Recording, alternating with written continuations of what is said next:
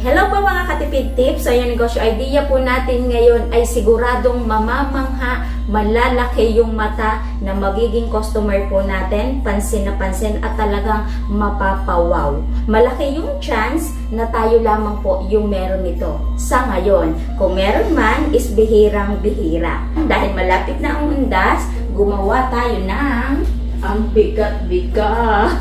Gumawa tayo ng giant suman. Ang bigat nito mga katipid tips.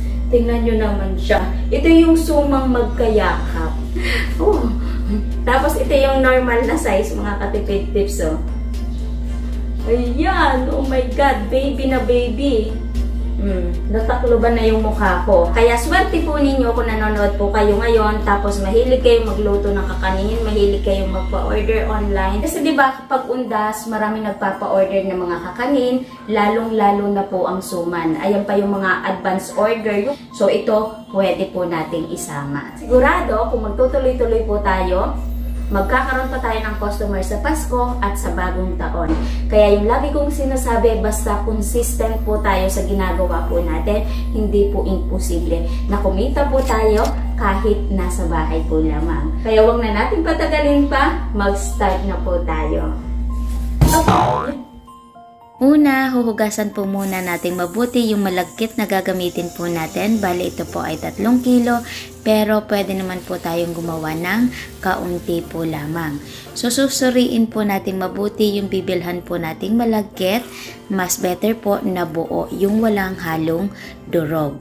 At kapag nahugasan na po ng mabuti, ito po ay ibababad po natin para lumalambot na yung pinakang malagkit po natin. So, yung tubig is ilalampas lamang po natin sa malagkit. Tapos, takluban lamang po natin at balikan po natin after 2 hours. Habang binababad po natin yung ating malagkit, ngayon i-ready na po natin yung dahon na gagamitin po natin. Dahil wala kaming sagingan, so bumili na lamang po kami sa palengke. So ang tawag po dito ay isang tipe at nagkakahalaga po ng 50 pesos. So ang laki ng itinaas niya kasi dati nung nagtitinda kami ng puto bumbong at saka bibingka, nagkakahalaga lamang po ng 20 pesos. So, diba, nagdoble-doble na yung presyo. Kung meron kayong sagingan, suswerte po ninyo, diba? Hindi na kayo bibili ng dahon. So, idadarang lamang po natin ito para hindi po basta-basta mapunit yung dahon ng saging po natin.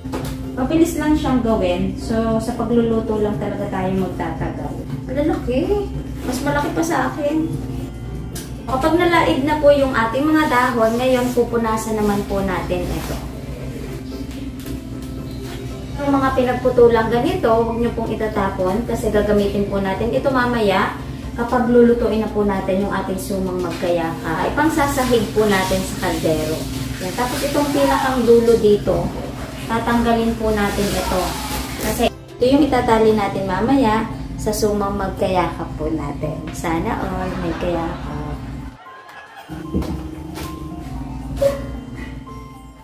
So, after 2 hours, balikan na po natin yung ating binabad na malagkit.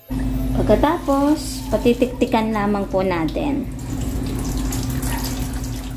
Ngayon, kapag napatiktikan na po natin, gagamit tayo ng isang lalagyan na medyo malaki at isasali na po natin yung ating malagkit dahil maglalagay na po tayo ng ating mga sangkap. Tapos, gumamit na din po ako ng timbangan para may idea tayo at sakto yung sukat na ilalagay po natin sa suman po natin.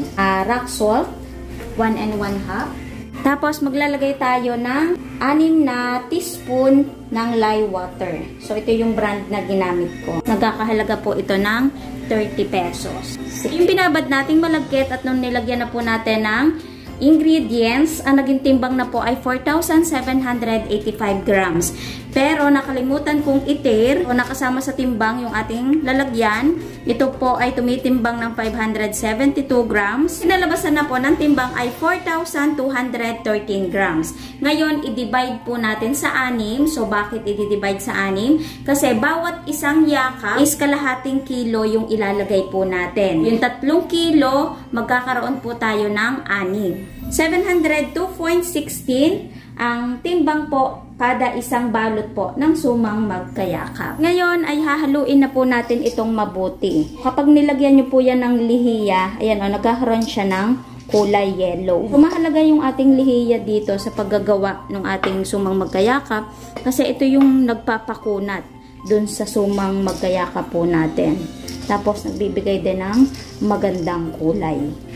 Dapat magiging medyo madilaw yung ating malagkit. Ibig sabihin, nahalo po natin mabuti. Pero halimbawa naman kung ayaw nyo po ng ganitong kalalaki, so meron naman tayong video na maliliit. So ayan, maglalagay po ako ng link. Pag okay na, ready na po natin itong balutin sa mga dahon. Isa, dalawa, tatlo at 1/4 sa kamay po natin. Dalawang dipa. At ilalagay po natin ito ng fa-diamond sa gitna. Estimate po ito ng haba ng dahon na gagamitin po natin. Lagay natin ang 702 grams. Kung ito ay hindi pa natin na ibababad, ito po ay kalahating kilo. Tapos itong pinakanggit ng dahon, itutupi lamang po natin ito ng magkasalikop kasi ito ang magsisecure dun sa malagkit po natin. At kapag okay na, itong magkabilang dulo is pagpapatungin po natin. Pinakang secure po natin dito ay magdagdag pa tayo ng isang dahon. Bali yung pinakang dahon po natin dito ay 3 magkakapatong. Kapag okay na, itutupi na po natin yung kabilang dulo. At bago po natin itupi yung kabilang dulo, medyo itaktak lamang po natin ng kaunti para sigurado na yung malagkit mo natin ay maipon sa gitna. At kapag okay na din, so pwede na po nating itupi. Ngayon, iseset aside lamang po natin ito at gawin naman po natin yung isang kayakap niya. Procedure po nito ay parehas lamang din po dun sa nauna. At kapag okay na, pagyayakapin lamang po natin at tatalian po natin magkabilang dulo. So, kailangan po ay taling-tali para kapag pinakuluan po natin ay hindi po siya maghihiwalay. Katulad po nito, 'di ba? Talagang pinaikot-ikot ko yung tali ng saging. Ngayon, alam nyo ba, mas madali itong balutin, itong 3 kilo, kumpara po dun sa maliliit. Kasi dito sa 3 kilos natin is 6 na balot lamang tayo. Pero halimbawa, kung maliliit or normal na size yung gagagawain po natin, estimate 48 pieces yung magagawa po natin. So, diba? Lutuin na po natin ito. Bago natin isalang yung kaldero na gagamitin po natin, ay lalagyan po natin ng sapin na dahon. So, pwede na po nating ilagay yung ating mga unan. Parang unan to ni baby eh. Alam niyo po ba yung pinagsasalangan ko ngayon? Ito yung lutuan namin ng pares. So, ganun kalaki yung sukma natin. Hindi magkasya dun sa mga alanganin namin kaldero. Ito po, dun ko isasalang sa baba. Kasi kawawa po yung lutuan namin dito sa taas pag dito ko sinalang. So ito, dadalhin po namin pababa. Alagyan na po natin ng tubig. Kailangan ay lampas po sa suman po natin para siguradong lutong-luto yung sumang magkayakap po natin. At kapag okay na, yung pinakang ibabaw, lalagyan po ulit natin to ng sapin na dahon. Yung pira-piraso po nating dahon. Pagkatapos, pwede na po natin takluban at iintayin po natin itong kumulo. So sa ngayon, malakas po yung pinakang apoy po natin at mamaya na lamang po natin hihinaan. So magbabalik po tayo kapag kumukulo na. After 30 minutes, kumukulo na. Ngayon pa lamang po tayo magi-start ng pinakang oras po natin. At yung apoy po natin ay babawasan na lamang. Ito po ay medium fire. Hindi po natin kailangan na dito ng sobrang kulo yung tubig po natin. Baka naman manabog yung suman po natin. At saka mas masarap yung sumang magkayakap po natin kapag niluluto lamang po natin sa alalay ba na apoy. Estimate 3 to 4 hours luto po itong ating magkayakap na suman. So magbabalik po tayo mamaya after 4 hours. So habang niluluto po natin yung ating sumang magkayakap, lulutuin na po natin yung pinakang sauce po natin. Itong pinakang sangkaka po natin ay 500 grams. So gagayatin ko lamang po siya ng maliliit. para mas mabilis pong matunaw. Ito po ay 90 pesos po ang isang kilo. So magtatanong Ate Tipid Tips, kung wala pong sangkaka, pwede ba yung brown sugar? So pwede naman po yun. Iba lamang po talaga ang linamnam kapag sangkaka po yung ginamit po natin. Yung binili ko pong gata, pigana, so ito po ay 1 kilo or estimate 4 cups. Kung mapapansin nyo is buo-buo siya kasi pagdating ko galing palengke, talagang nilagay ko na agad siya sa ref para sure na hindi siya mapanis. Mahal-mahal kaya ng gata. Bali dito sa lugar po namin ay 80 pesos. Lagay na din po natin itong ginayat nating sangkaka. So sa iba, ang tawag daw po nito ay kariba, tapos sa iba, kalamay. So, sa lugar po ninyo, ano pong tawag dito? Maglalagay po ako ng salt. Pang balanse dun sa tamis. Pang palinamnam din po yan. Bubuhayin na po natin yung apoy po natin. So, sa alalay lamang po na apoy.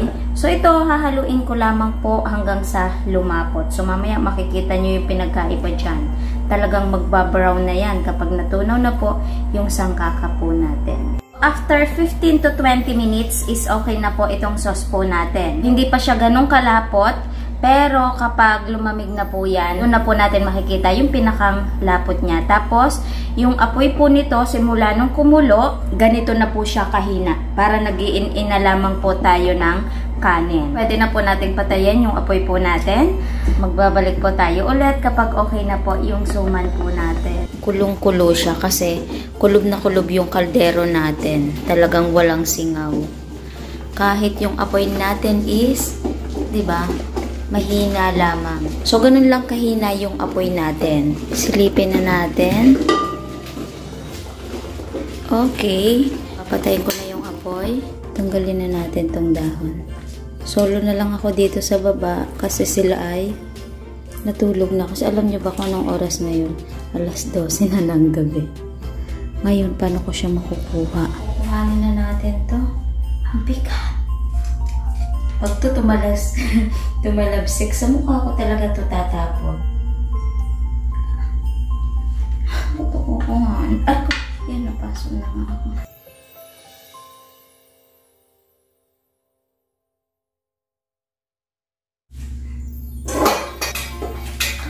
Help, tulungan niyo ako.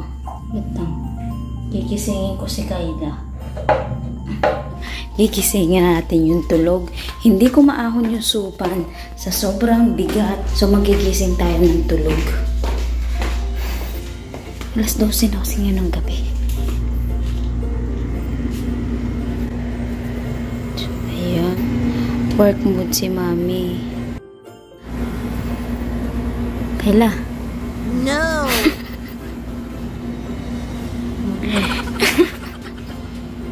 Gulat mo.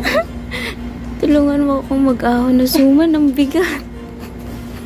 Hindi ko maahon.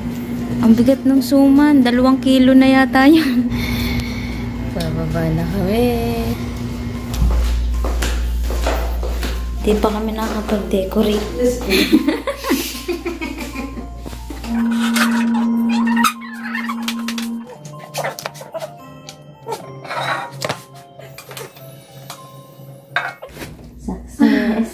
Yung ating suman, ang laki mga katipid tips at sobrang bigat.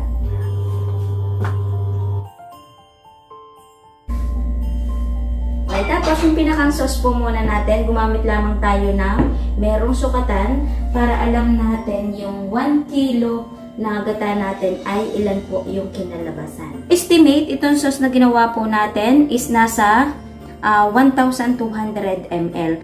Tapos, hahatiin po natin ito sa 3.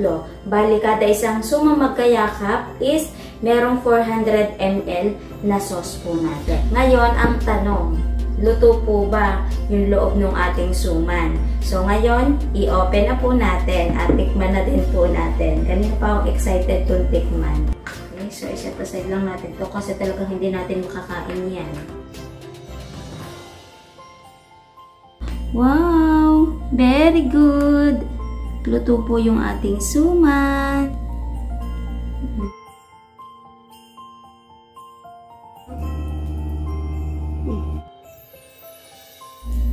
Tikman na natin. Ang sarap naman ito mga katipid.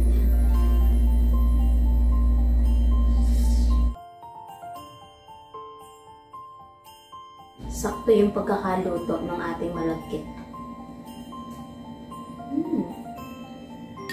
Ang dami ko nang naitikim, ang dami ko nang naisubo, pero parang dulo pa lang din yung nababawasan ko. Okay? Na pagkakaluto po natin dito is okay na okay. Saktong-sakto po yung pagkakaluto niya. So dito nagbalanse. Medyo may alat tayong malalasahan, pero bumabalanse yung tamis. Kaya kumbaga saktong-sakto lamang siya. Napaka-creamy po nung ating sauce. Parang nag-aamoy kalamay siya. Ang sarap. So habang pinapakuluan natin yung suman, maamoy natin. Para sa akin, maganda siyang gawing extra income, di ba? Lalo na kung nasa linya tayo ng mga kakanin. Tapos isasama po natin to sa mga tinda po natin. Makakapag-presyo po tayo ng maganda. Kumbaga, parang personalize yung pagkakagawa kasi sa sobrang laki niya.